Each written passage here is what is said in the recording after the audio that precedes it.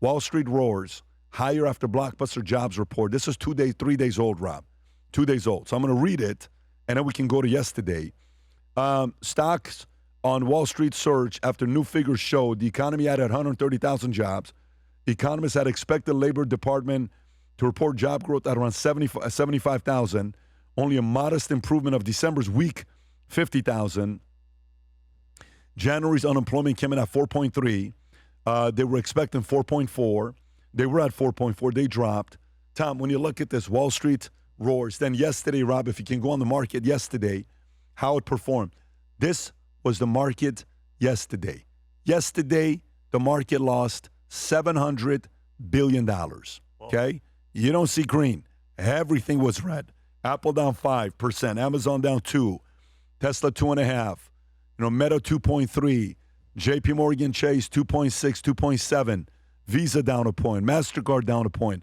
Everybody was down a point. Cisco was down 11.8%. Tom, what happened yesterday? And what do you think is going to happen moving forward with the market? Yeah. Hey, Rob, will you pull up VIX 1 year? VIX 1 year, a chart on that.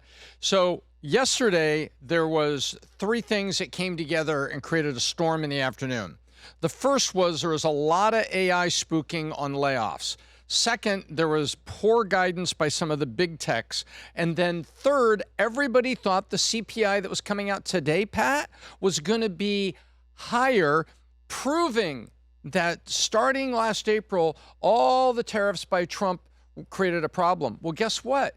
The CPI Consumer Price Index came out today 0.3 lower than people thought it was going to come. Came out at 2.4. People were saying it's going to be 2.7, going to be 2.7. Consensus was really about 2.5, but it was actually now down 0.3 from the same time a year ago. So what that means is everyone that said, oh, gloom and doom on the tariffs, this is going to create runaway inflation. The inflation now, Pat, a year later, is 0.3, Consumer Price Index, is 0.3 lower than it was when Trump started the tariffs. So the 1 year impact on tariffs as a boogeyman of inflation didn't come true. Today, the markets are back up a little bit, but let's also look at the VIX. So these are daily swings, big daily swings that are happening. Look at the VIX, Pat. 1 year. The VIX is holding around 21, which means that Americans are kind of neutral. The risk is, look what happened last April. See when the VIX shot up on, what did they call that, Liberation Day, April 1st for tariffs? Look at what the VIX did. It went up over 50. Over 50 means that the market was incredibly nervous and scared. But see that? See how low the line is? That means even though we've had these market shifts up a bit, down a bit, up a bit, down a bit, overall the VIX is been under 21 except for a couple pops. And so that is what I look at, Pat. The mood of the wider market as measured by a technical like the VIX. It's a nervous time, but guess what? If you take a look at the least impacted was the S&P. And the S&P over long term, what do they say? Always a bad time to sell it. There's never a bad time to buy it over the extent of history for the S&P 500.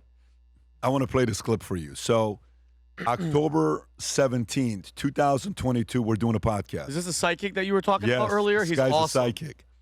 Joe Biden's the president. Dow Jones on this day was at 30,000. Everyone's worried who's going to be the president next. Yep.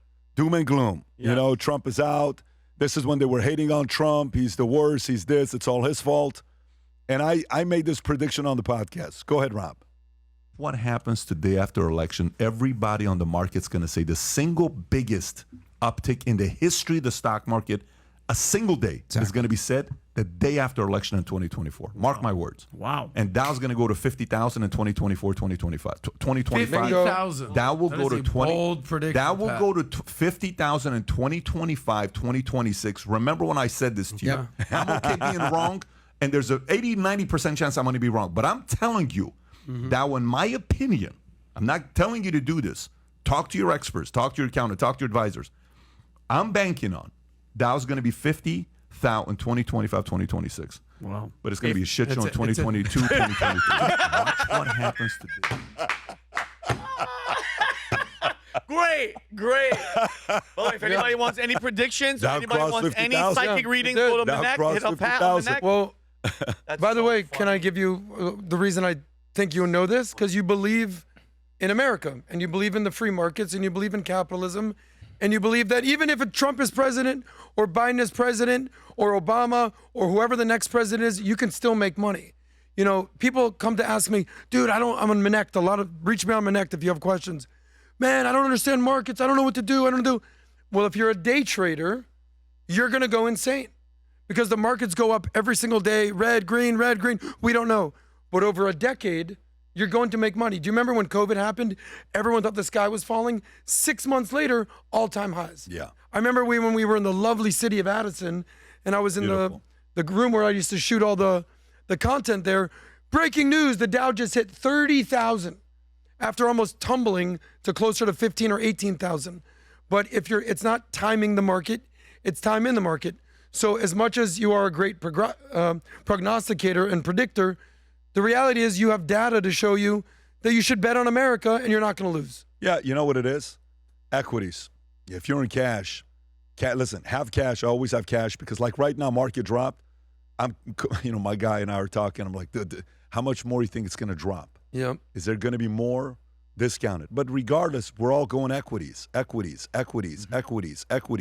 Long term. Why? Ask you a question on that. Why? Because, look, the thing about right now, what they're saying, the dollar's going to get weaker. Yeah. That's the topic, right? Well, the dollar's going to get weaker. The dollar's going to get weaker. Okay, great. So if let's just say you know for a fact the dollar's going to get weaker, where should you put your money? Gold, silver. Where else, Tom?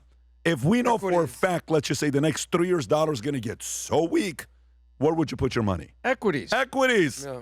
Anywhere equities. And equities are just another word for stock. Yeah. Stock market. Go equities. Bet on the entrepreneurs. If it's going to go, it's going to be equities. If you're sitting on the sidelines, for me, a year and a half ago, I called my guy. And I said, hey, he says, what's up? I said, I want to find out what are the top 5 biggest startups or companies that are, valuation. I gave him the range of where they're at, that they specialize in nuclear energy. Who are they?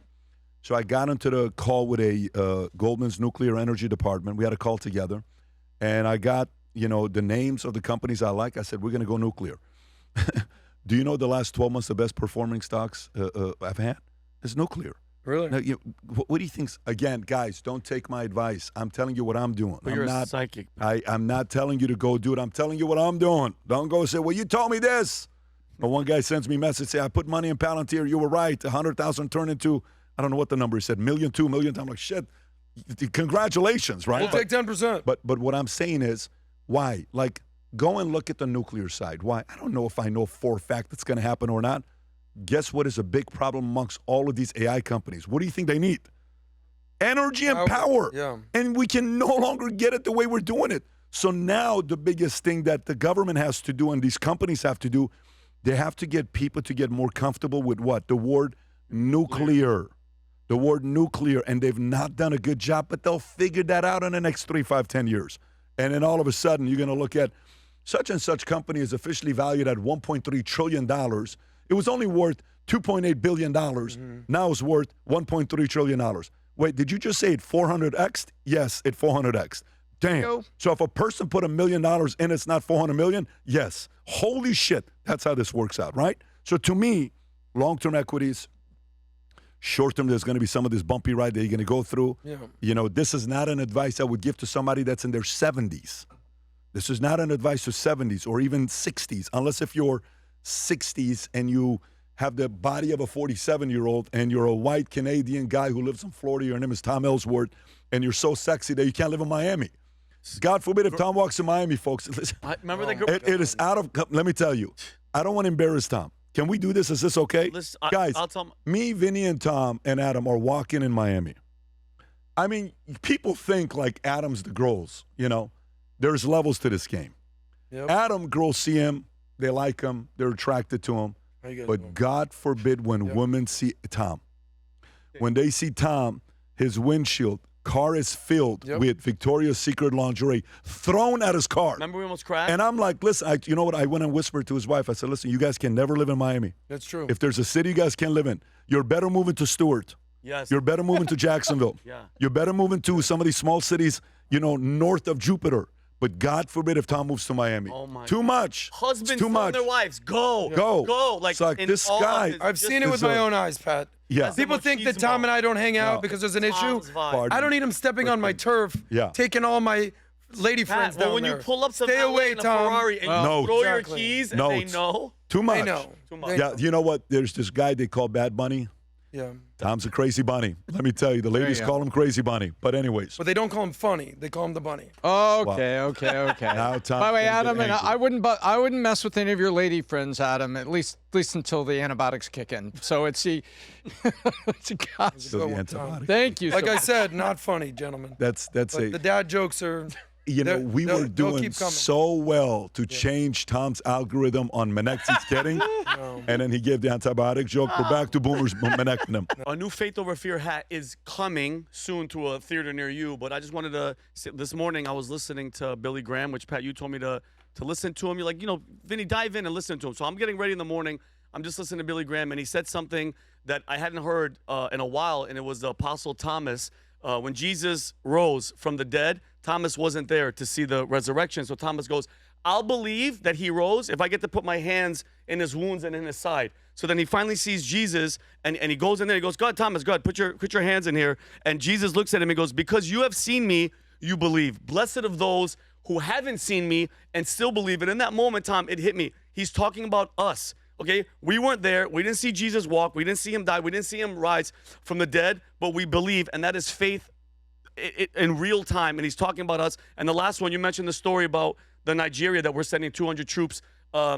Trump is sending 200 troops. They're saying they're not going to do anything crazy, but think about that. Think about the priests. Think about the parishioners in those churches that were bombed and murdered and slaughtered, and they were in that church praying and saying, please help. That is faith over fear in real time. And that's what we're about. That's what the brand is about. And I can't tell you how many people see me with the shirt, because the shirt's on the back, and just tap me on the back and go, I'm with you. Or they see this hat and they go, where can I get that hat? So you can go on vtmerch.com, get the hat. We have the hoodies. We have Here Am I, Send Me, which is Isaiah chapter 6, verse 8 as well. But yeah, just go to vtmerch.com and pick it up. If you enjoyed this video, you want to watch more videos like this, click here. And if you want to watch the entire podcast, click here.